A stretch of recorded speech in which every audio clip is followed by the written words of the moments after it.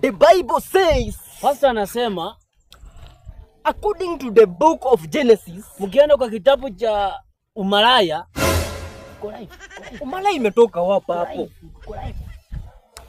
I will read from verse 1 to chapter 2. Mtaona umalaya mingi sana kutoka mwanzo mpaka mwisho. Umalaya imetoka wapi? Let me start with chapter 1. Wacha tuingie sasa kwa majenesa. Jana translate vitu reality venye mimi nasema, translate hivyo. Ama wasifanya basi mimi ni translate.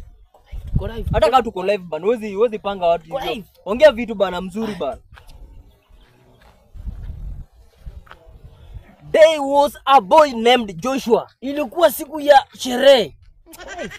Sherehe imetokaje hapo Joshua? Joshua imetokaje na sherehe? Pastor.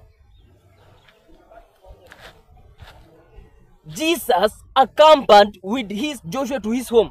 Shetani alikuja kwetu, nyumbani kwetu. Jana shika.